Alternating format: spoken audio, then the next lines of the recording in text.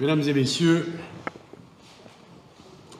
cher bâtonnier Hubert Delarue, cher Hubert, quel plaisir d'être réunis ici ce jour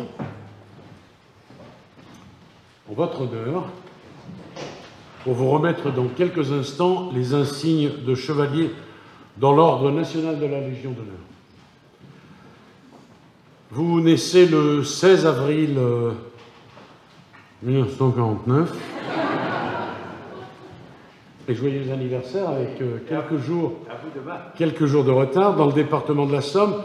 Et après avoir fait vos études brillantes à Amiens puis à Paris, vous obtenez une maîtrise de droit public en 1974 et votre certificat d'aptitude à la profession d'avocat en 1978.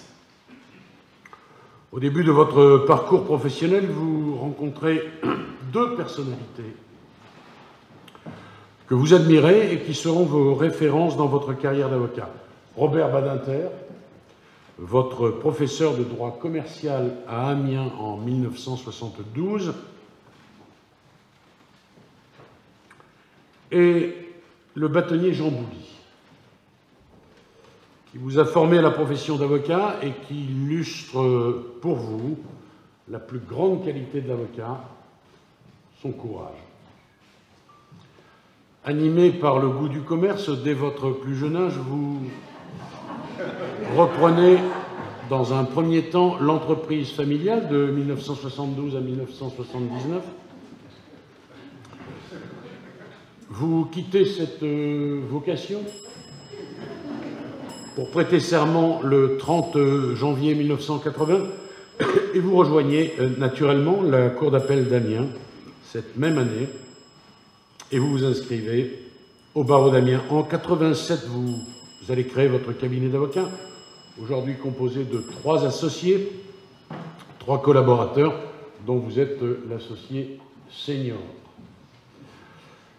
Très vite, vous êtes attiré par le droit pénal et vous allez plaider dans bon nombre de procédures importantes, médiatiques, notamment la célébrissime affaire d'Outreau. Pour vous, l'avocat est un homme qui se lève à côté d'un autre homme pour aller chercher et mettre en lumière, évidemment, sa part d'humanité. Et nous vous savons tous habités par la hantise de l'erreur judiciaire, et comme tous les avocats, vous préférez 100 coupables en liberté qu'un seul innocent condamné. Vos qualités, reconnues par vos pairs, ont amené les avocats amiénois à vous confier leur ordre en qualité de bâtonnier pour les années 2009-2010. Personnalité incontournable du barreau picard, de notoriété nationale, vous avez au cours de votre riche carrière professionnelle porté haut les couleurs de la défense pénale. Tu appartiens, Hubert, à cette race des avocats artistes et tu es incontestablement un très grand avocat. Vous prenez votre retraite le 1er février 2019 pour le grand bonheur de votre chère et tendre. Tout au long de vos 40 années d'exercice en qualité d'avocat, vous fûtes apprécié par les magistrats, par vos confrères, qui vous reconnaissent facilement fin procédurier et brillant orateur. Vous avez également conjugué tout au long de votre carrière votre haute idée des valeurs de la République. Et parallèlement à votre carrière d'avocat, vous avez mené une carrière politique durant laquelle vous vous êtes activement investi. Vous avez déployé au bénéfice de nos concitoyens vos remarquables qualités de travail des dossiers et votre pugnacité. Vous avez été ainsi conseiller régional de Picardie de 1992 à 1998, conseiller municipal d'Amiens de 1995 à 2001, adjoint au maire de cette même commune chargé de la sécurité et de la santé. et ceux de 2001 à 2008. Et enfin, vous avez été vice-président de la métropole d'Amiens, chargé de la politique de la ville de 2014 à 2020. Je suis très heureux et très touché que la République reconnaisse vos compétences, votre investissement, votre professionnalisme durant toutes ces années. Je suis particulièrement honoré de vous remettre cette décoration. Il est important que la République honore ses avocats. Je suis naturellement très heureux de partager avec beaucoup d'entre vous que je connais ce moment si particulier. Pour toutes ces raisons, au nom du Président de la République et en vertu des pouvoirs qui nous sont conférés, nous vous faisons chevalier de la Légion d'honneur.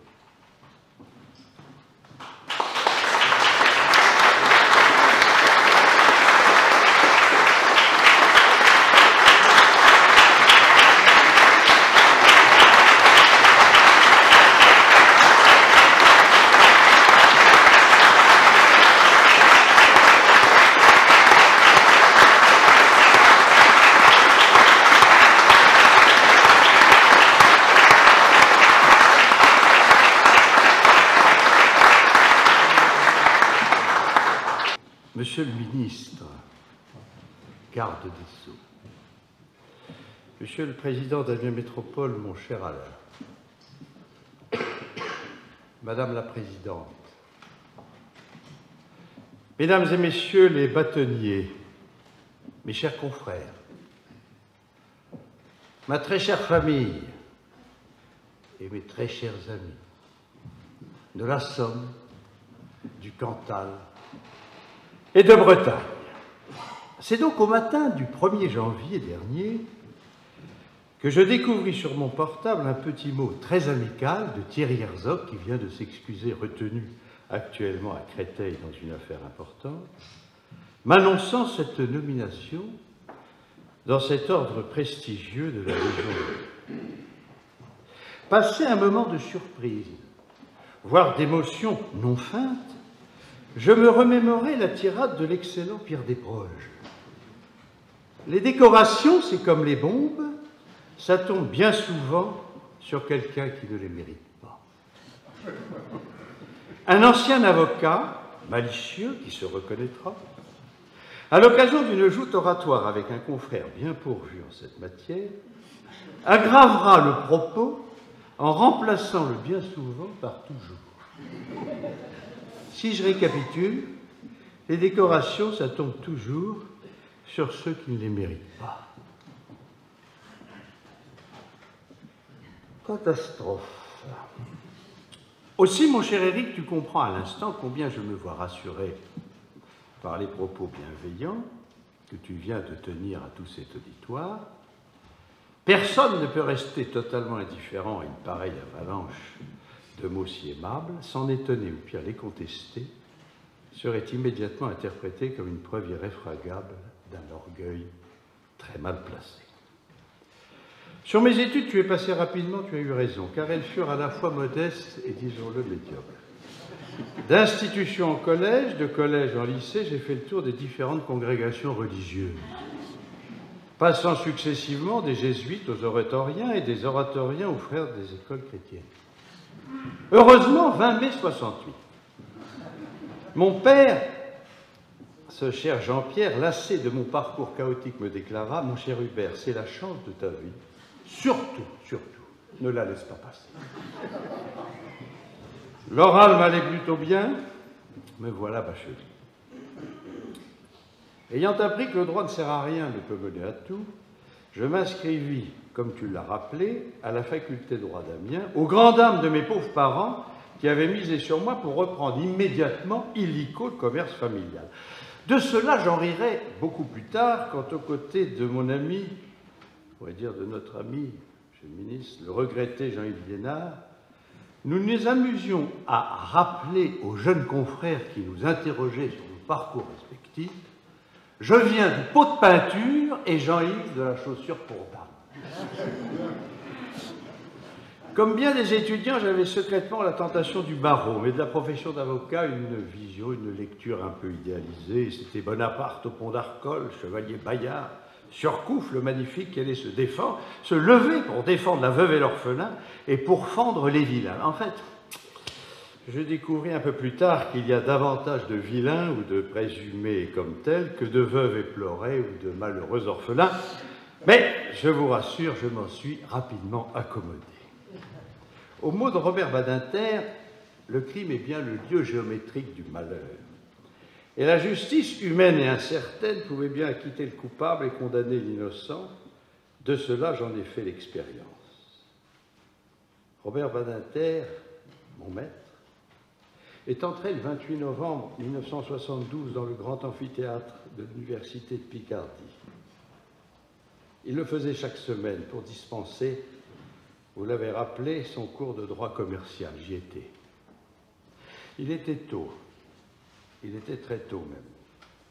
Mais en ce triste et gris jour de novembre, quelques heures plus tôt, bon temps, celui qui n'avait pas de sang sur les mains avait été guillotiné dans la cour de la Santé. Ce fut un déclic. De ce matin-là, je me souviens comme si c'était hier. Je revois même comment Badinter était habillé, je vois comment nous nous sommes pressés en allant vers lui à la fin de ce cours, et que l'un d'entre nous s'est proposé pour le raccompagner. Personne n'a parlé, personne n'a dit un mot. Et ce matin-là, je l'ai souvent revu. J'ai compris avant l'heure ce qu'était cette passion que j'allais embrasser. Mon maître poursuit. En réalité, pour l'avocat, il n'est qu'une seule passion: défendre, encore et toujours, inlassablement, défendre, sans jamais céder, sans jamais renoncer, sans jamais même un seul instant reculer, défendre, défendre, défendre. Et cette passion-là, celui qui l'éprouve en est comme possédé. Cet instant, je voudrais dire merci à mon frère Édouard, car il m'a permis, à presque 30 ans, de quitter l'entreprise familiale qu'il a pu reprendre avec la formation et les études qu'il avait menées, pour tenter la grande aventure du barreau. Merci à ma bien-aimée Caroline de m'avoir encouragé et soutenu dans cette nouvelle et périlleuse aventure. Paul venait de naître quand les deux aînés, Julien et Alice, n'avaient que 5 et 7 ans. Mon père, toujours positif, m'avait prévenu: tu as lâché la proie pour l'ombre, mon garçon. Agréable pronostic. Quelques années plus tard, il me confia avoir été un peu excessif. Le chemin que décrit Albert Camus, celui qui va des collines de l'esprit au capital du crime, et que l'on parcourt dans les deux sens. Ce chemin-là, je l'ai fait mien depuis ce jour de janvier 80 où j'ai prêté serment. Oui, mes chers confrères, et M. le ministre ne me démentira pas, ce chemin, nous l'avons bien parcouru dans les deux sens, perpétuel aller et venue, qui nous conduit des collines de l'esprit jusqu'au capital du crime. Je vous ferai la confidence que c'est davantage les capitales du crime que les collines de l'esprit. J'ai eu la chance et le bonheur de belles et durables rencontres. Le bâtonnier Jean Bouly, que vous avez nommé, qui est malheureusement aujourd'hui bien malade, et qui est retenu à Amiens, à qui je dois tant, pour l'amitié, la confiance qu'il m'a apportée, les enseignements qu'il m'a donnés et qui ne m'ont jamais quitté. Le bâtonnier Gérard Savreux, superbe, impressionnant, qui présida la conférence nationale des bâtonniers, me prit sous son aile, me prodigua aussi les meilleurs conseils, il me prit en amitié. Je lui dois aussi beaucoup, ainsi qu'à sa fille Fabienne, qui fut mon associé pendant plusieurs années avant de rejoindre la magistrature. Et je n'oublie pas mes deux complices des débuts, Jean-Pierre, qui nous a prématurément quittés, et Pascal, qui n'a pas pu être avec nous aujourd'hui. Henri Leclerc, Henri, ce cher Henri, qui des collines du Prado à Marseille, en passant par le cabinet Ornano, puis de la rue Cassette, m'a accompagné, conseillé et même défendu quand un juge pas très gentil me mit en examen après avoir en vain perquisitionné mon cabinet. Quelques mois plus tard, le trio d'avocats qu'il constituait avec François Saint-Pierre, le bâtonnier Vincent Potier de Lille, faisait litière de ces accusations insensées, disons-le quelque peu farfelues, me rétablissant dans mon honneur. que tous, auxquels j'associe tous mes confrères, de Paris, de province ou d'ailleurs, le bâtonnier Milliard, qui n'a pas pu nous rejoindre de Nouméa et qui aurait souhaité être avec nous aujourd'hui, qui se sont manifestés, qui m'ont soutenu pendant cette épreuve ô combien douloureuse, soient chaleureusement tous ici remerciés. Beaucoup d'entre eux sont parmi nous, compagnons de victorieux ou d'infortune, eux aussi se reconnaîtront. Les citer tous me ferait courir le risque d'en oublier impardonnable faute que je me dois d'éviter. Pendant ces 40 ans, nous avons tous beaucoup ri, on s'est aussi beaucoup moqué, de nous, des autres, de tous ceux qui participent au grand cirque judiciaire. Et puis, comme vous l'avez dit, monsieur le ministre, dans une autre vie, les pénalistes se reconnaissent entre eux. Ils ont le sentiment d'appartenir à une tribu, la tribu de ceux qui aiment l'araignée et l'ortie. Avec Franck, à Dijon, j'ai voulu prouver l'impossibilité pour notre vieux client d'avoir commis le crime qui lui était reproché et qui, bizarrement, se serait déroulé sur le bord d'une baignoire. Joignant le geste à la parole, je suis tombé au fond de la baignoire, mais ce brave homme a quand même été acquitté. Un bon ami journaliste qui est là, ce matin, a écrit ce mot délicieux: tous les avocats parlent, lui, il donne à voir. Je n'oublierai pas non plus les procureurs malmenés, les juges que j'ai pu offenser. Il serait bien malvenu de ma part de les juger, ayant fait le serment de les défendre tous, ces acteurs de justice que nous sommes avec eux. Nous nous sommes combattus, réconciliés, appréciés, redoutés, tout est pardonné, enfin en tout cas de mon côté. Je n'aurais pas su faire leur métier, je ne suis pas encore convaincu qu'ils aient toujours bien compris le mien. J'ai une pensée affectueuse pour mes associés. Naldi, bien sûr, Giuseppina et Paul-Henri, ainsi que mes dévouées assistantes, qui, avec c'est des vacances actuellement dans la zone amiénoise, et Laurence et Jocelyne, qui auraient bien voulu être parmi nous, avaient d'autres obligations, notamment familiales. Eh bien, ils ont tous, vous avez montré une belle patience. Et je n'oublie pas ce cher Momo, qui m'a accompagné pendant presque 20 ans sur toutes les routes de France, et ça dira à certains d'entre vous qui sont là ce midi. Je n'oublie pas non plus nos indispensables complices de la presse, qui pour beaucoup sont devenus des amis quand l'avocat acteur du procès questionne le spectateur avisé expérimenté qu'est le chroniqueur judiciaire.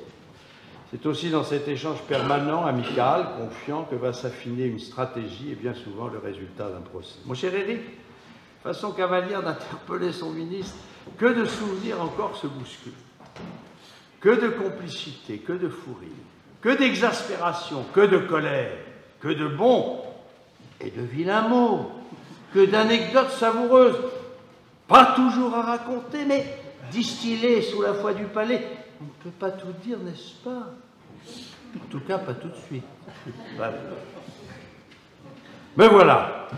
Et s'avance à mes côtés l'ami Jacques Vergès. Dans son journal du 25 juillet 2005, il évoque ce que devrait être l'avocat du monde et comme lui.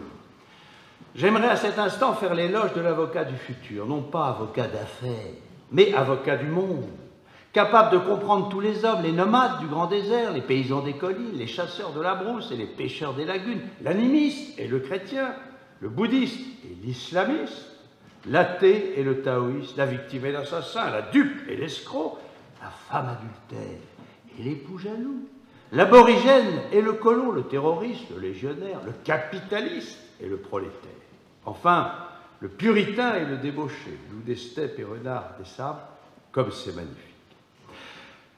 Mesdames et messieurs, mes chers amis, tous ici rassemblés, c'est dans cet esprit que j'ai conduit cette vie professionnelle de façon souvent excessive, peut-être trop enflammée, parfois maladroite, ou même parfois inutilement blessante.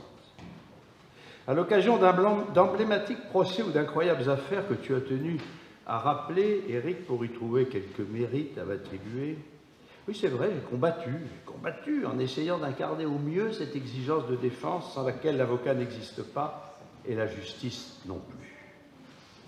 Je cite encore Badinter, le courage pour un avocat, c'est l'essentiel. Ce sans quoi le reste ne compte pas. Talent, culture, connaissance du droit, tout est utile à l'avocat. Mais sans le courage au moment décisif, alors il n'y a plus que des mots, des phrases qui se suivent, qui brillent et qui meurent. J'espère, mon cher Éric, ne pas en avoir trop souvent manqué. Je reçois l'honneur qui m'est fait avec bonheur et humilité Et j'entends la partager avec ces femmes et ces hommes que j'ai accompagnés et défendus, mais qui, à des degrés divers, ont pu souffrir de l'injustice de la justice. Merci Alain d'être avec nous ce midi. À ce mot de ce cher Henri, cette farandole tumultueuse.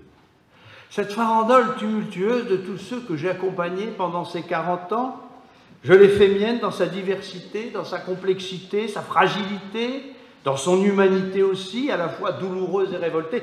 Mais c'est quoi la justice, maître? Par votre souhait, Monsieur le Ministre, et sur décision du Président de la République, j'entre donc dans cet ordre prestigieux et j'ai alors une pensée pour mon arrière-grand-père, ce cher Gaston. Il y a exactement 100 ans, presque jour pour jour. Il recevait la même distinction des mains du préfet de la Somme et le préfet concluait ainsi: il y a de nos jours une chose qui échappe encore à la raillerie et au scepticisme, c'est l'honneur. Gageons que ce propos soit encore d'actualité. Présent, mes chers amis, il est temps de conclure. Je regarde dans le rétroviseur familial, sans le soutien exigeant et sans faille de Caroline, et la patience des petits. Cher Éric, je ne serai pas là aujourd'hui et tu es bien placé pour le savoir. Un jour, le coiffeur de Caroline, en mal de silence, lui dit sur un ton plein de gravité: « Ça ne doit pas être facile d'être une femme d'avocat. » Elle en fut saisie, alors elle comprit à cet instant que la vérité sortait toujours de la bouche des coiffeurs. Julien et Paul-Henri, que je pensais avoir dégoûté à tout jamais de cette vie faite d'absences répétées, de vacances gâchées, de comportements ombrageux, de colère injustifiée, et n'ont rien trouvé de mieux que de continuer à approfondir le sillon, comme j'en suis heureux. Alice, ma très chère fille, plus prudente et plus posée, a préféré à notre serment celui d'Hippocrate pour panser nos blessures et nos bleus à l'âme. Qu'elle en soit remerciée. À eux, à leur chère moitié, à leur magnifique progéniture, toute ma sollicitude et tout mon amour. Monsieur le ministre, mon cher Éric, tout est bien. À cet instant, tout est en ordre. Et sachant au mot de Léonce Bourliaguet qu'un homme décoré ne sera jamais un nudiste sincère, c'est décoré et tout habillé qu'à l'invitation de Monsieur le ministre, je vous guide vers le buffet pour partager le verre de l'amitié. Avant cela, je remercie mesdames Kikano et Tonnelier de m'avoir permis de préparer au mieux cette belle cérémonie et à ce cher Éric de l'avoir souhaité.